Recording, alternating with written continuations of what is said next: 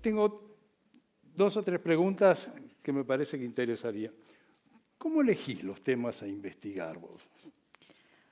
Bueno, creo que hay, en general, en el periodismo de investigación hay 2 caminos. Uno es la iniciativa propia del periodista, porque hay un tema, algún asunto que huele mal y hay un un rumor en torno a determinado asunto, una relación entre un funcionario y una empresa, conflictos de interés, etcétera. Porque se sabe que vale la pena poner la lupa en determinada contratación, en determinado lugar del Estado. Y otro camino es cuando nosotros llega una fuente, a los periodistas de investigación les llega una fuente, nosotros le llamamos un topo, ya sea testigo o partícipe arrepentido de algún hecho que nos cuenta que algo sucedió.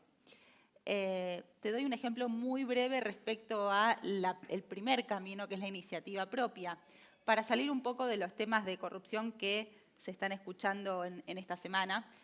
Les quiero contar un caso muy chiquito, pero para mí muy ilustrativo. Cuando Cristina Kirchner estaba probablemente en su pico de popularidad, había sido reelecta por el 65% de los votos, se estaba desplegando en la Feria Tecnópolis.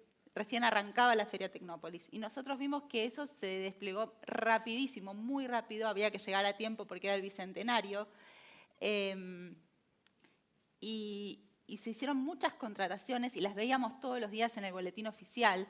Entonces, con el equipo de datos de la Nación, relevamos todas esas contrataciones y vimos que todo se hacía por contratación directa sin licitación, ¿no? Entonces dijimos, bueno, miremos más profundamente esto porque no hay una compulsa de precios entre empresas, se adjudica muy rápidamente. Hicimos una nota contando eso simplemente y después aparecían todas empresas pequeñas, pero una en particular, mirando, la presidenta de la empresa tenía un DNI que empezaba con un número muy alto, o sea, era claramente muy joven, como que hoy diga un DNI que empieza con, no sé, 45 millones.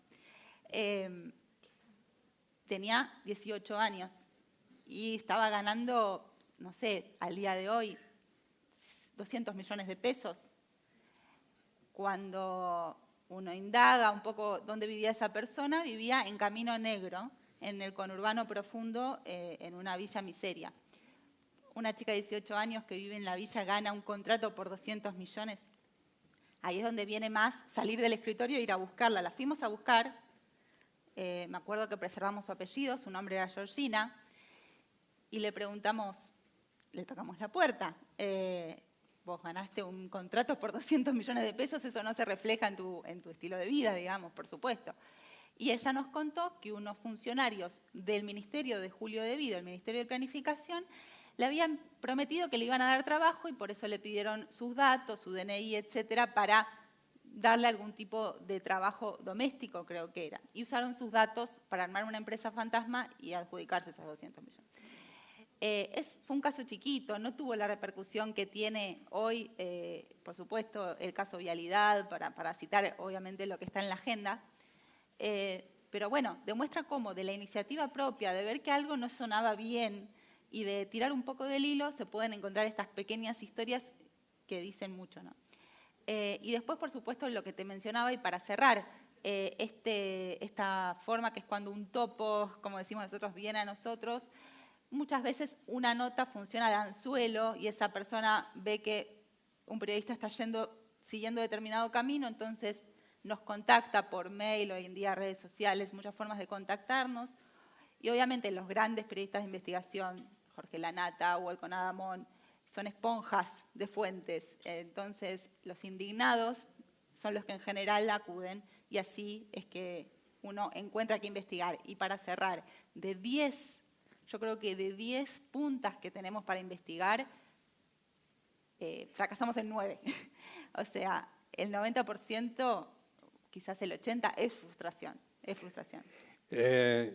Sola, ya me contestaste una parte de mi segunda pregunta, que es, ¿cómo son estas investigaciones? ¿Cómo se arman de abajo para arriba, de arriba para abajo? Sí, en la Nación muchas veces trabajamos en equipo, lo que es investigación, porque son muchas horas de trabajo y en general no se suele ver el trabajo en equipo en el periodismo, pero en investigación sí, porque es necesario. Más de 2 ojos son necesarios y a veces hay muchos documentos para mirar. Creo que el mejor maridaje es documentos, papeles y fuentes que pongan en contexto esos papeles, fuentes en off the record. Siempre cuidar a las fuentes es muy importante y la mejor manera de cuidar una fuente es investigar eso que te está contando por otra vía. Entonces, si alguien nos cuenta algo, pero después nosotros logramos documentarlo, probablemente esa fuente que quiera permanecer anónima sea bien cuidada, no pierda su trabajo, etc. Y bueno, de esa manera, dos ejemplos más de formas de investigar. Por ahí no suena tan romántico, pero lo que es información pública, pedidos de información pública, dan a luz excelentes investigaciones. Lo que fue las famosas reuniones en Olivos durante la cuarentena, eso surgió de un pedido de información pública donde se solicitó saber todos los ingresos a la Quinta de Olivos.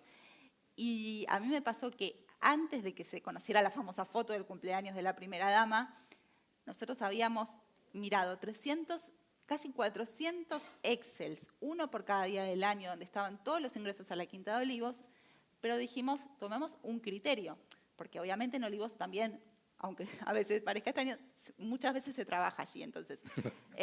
Sí. Entonces dijimos, no contemplemos los ingresos al área común de trabajo, sino solo los que iban al chalet presidencial, como un área obviamente más privada. Y no contemplemos los días de la semana en horario laboral, contemplemos los horarios nocturnos, los fines de semana, los feriados. Y crucemos solo ese recorte con los decretos de necesidad y urgencia donde se fijaban las previsiones de reuniones. Solo haciendo ese macheo es que habían 30 reuniones que valía la pena mirar más en detalle y ahí aparecía esa reunión a altas horas de la madrugada con muchas personas y coincidía con el cumpleaños de la primera dama. Entonces, nosotros habíamos preguntado por esa cita, ahí el gobierno no había querido, lo había minimizado, había dicho que era una reunión de trabajo, con lo cual fue bueno que se preguntara, porque después apareció la foto con la torta. Entonces, de esa manera es como se da la dinámica en las redacciones, ¿no? Qué interesante, ¿no?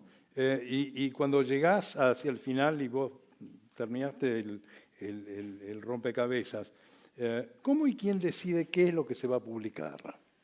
El que decide es el editor. O sea, las redacciones, por ahí es todo más simple de lo que se cree. Las redacciones son estructuras piramidales, probablemente en muchas empresas pasa lo mismo, y en general los editores están ávidos de publicar buenas historias. Eso es así. Nosotros nos juntamos una vez por semana en lo que se llama reunión de sumario, contamos en qué material estamos trabajando.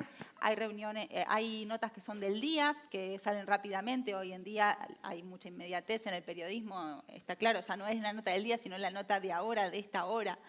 Y las investigaciones son de más largo aliento, entonces pensamos cuándo publicarlas y probablemente en esta estructura piramidal algún editor puede consultarlo con un editor superior, pero en general si las historias están bien documentadas y sobre todo si se da el correcto derecho a réplica, porque los periodistas también tenemos un código de buena conducta y un correcto derecho a réplica no es solamente llamar y si me da ocupado el teléfono corto y escribo y publico. No, si me da ocupado el teléfono espero, le doy a la persona el tiempo suficiente para responder. Muchas veces esas personas tienen que buscar documentos, se les da el tiempo correspondiente. En el Consorcio Internacional de Periodistas de Investigación, yo lo integro, famoso por publicar los Panama Papers, se les da hasta un mes muchas veces a las fuentes para que respondan y además dar un correcto derecho a réplica es contemplar en la redacción de la nota esa respuesta, contemplarla realmente, tenerla en cuenta, porque muchas veces en esa instancia nos cambia todo lo que veníamos construyendo, entonces realmente tenerlo en cuenta. Y si todo eso se cumplió bien, los editores van a estar felices de publicar y se prepararán eventualmente para tener un gran impacto, ¿no? No te voy a preguntar cómo consiguieron la foto, La foto, no lo sé. Lo difundió La Nación Más y la periodista que lo difundió habrá tenido su famoso topo, evidentemente. Un topazo. Un topazo. La última es, desde tu perspectiva que estás tan metida en esto, ¿cuál es la influencia que tienen estas investigaciones al final? Claramente la de la foto te eximo porque ya tuvo tan... Sí. Pero unas que llevas a fondo, que son difíciles, que logras primerear esto. Mira, te cierro. La que te conté al principio de Tecnópolis, Julio De Vido echó a los funcionarios que estaban debajo de él, que habían hecho esa contratación. Con lo cual, Julio De Vido echando funcionarios por corrupción, a mí me dio muchísima satisfacción. Eso en cuanto a la satisfacción personal. Después, muchas veces pasa, digo, en distintos niveles. Nivel de lectura, a veces pasa que hay investigaciones muy trabajadas durante meses que se leen poco, que a la sociedad no les interesa, y notas que salen muy rápidamente, que tienen un montón de impacto. O sea, no hay una relación directa a veces entre la cantidad de trabajo que nos provoca y la aceptación o la lectura, porque hoy en día nosotros sabemos cuántas personas leen nuestras notas, sabemos hasta dónde leen nuestras notas, si llegan hasta el final o no. Muchas veces no tenemos la repercusión que queremos. Después, por supuesto, bueno, consecuencias como estas, que un funcionario sea desplazado o que haya un impacto en las empresas también a partir de determinado hecho, serían otras de las consecuencias. Y está el último paso, que es la justicia, que es la que yo creo que llega demasiado tarde. Muchas veces la justicia también, no en todos los casos, porque no está bueno generalizar, pero a veces notamos que es procíclica, digamos que sí, un poco el humor social y político del momento. Hoy en día estamos viendo cómo se juzga una historia que empezó en 2003, casi hace 20 años atrás. Entonces, cuando llega tarde, si bien obviamente es importante que se haga justicia siempre, bueno, hay como otro ritmo distinto al del periodismo que trabaja mucho más en el momento. Y si me preguntas a mí, yo creo que este gobierno no se está investigando como se debería. No sé si estamos poniendo tanto la lupa a este gobierno actual. Creo que estamos mirando mucho para atrás y que no hay que dejar de prestar atención nunca. Sí, un comentario final. Yo soy de los que creen que la corrupción es un fenómeno cultural, si sacas la fiesta como una cosa individual. Que la conducta nuestra, argentina, tolera cosas que la conducta suiza no tolera, o las cosas que Delia puede hacer acá por la calle no las puede hacer en Berlín. ¿No es un camino muy, muy empinado el tratar de ir acomodando un poco la educación del ciudadano y cambiar esta cultura para poner a flote los temas de corrupción para cambiar conductas? Y sí, por esto que yo te digo, porque nosotros notamos que a veces no genera interés determinada cuestión y coincido con vos que es cultural y que es de abajo hacia arriba. Quizás me pasa, yo tengo hermanas que tienen 8 y 9 años menos que yo y las veo con otra cabeza, con otro chip, cuidando mucho la casa común que es el planeta.